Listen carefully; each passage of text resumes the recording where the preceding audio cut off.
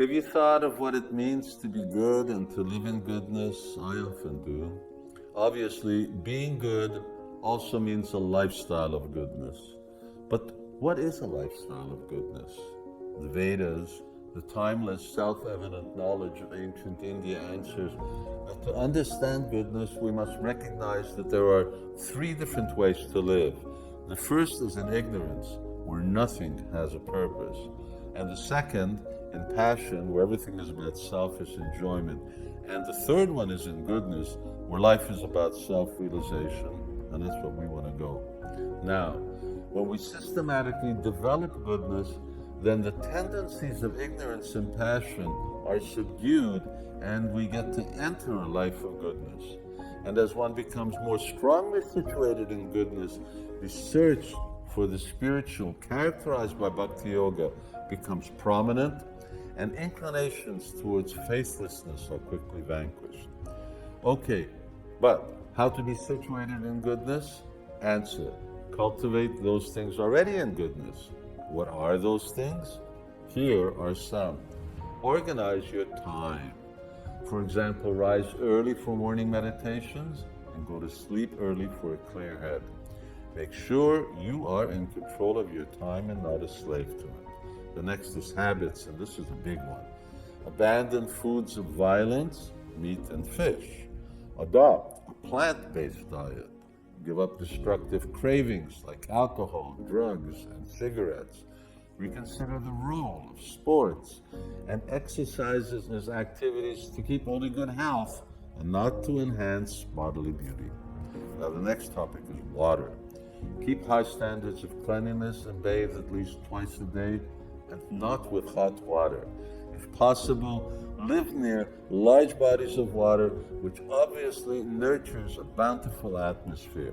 And another important thing is the company that you keep. You know the saying, birds of a feather flock together. If you want to be good, keep company with those desiring the same. Select your friends carefully, and while selecting your work environment may not be possible, associate at the workplace only as much as the job demands. Don't get drawn into a destructive workplace social scene. Also, make sure you raise your children by the same values that you live. Otherwise, they may be an in-house challenge to your life. If possible, live outside cities, avoiding the passion of consumerism. And as far as work for what you need to live and not all the trappings society expects of you. Are you getting the picture of what cultivating things in goodness is about? Here are some more. Select and follow those spiritual texts that are authentic and are about self-realization, and shun the sectarian and the new and the latest yoga craze. Meditate on things of substance like approved names of the Supreme, and avoid speculative meditations.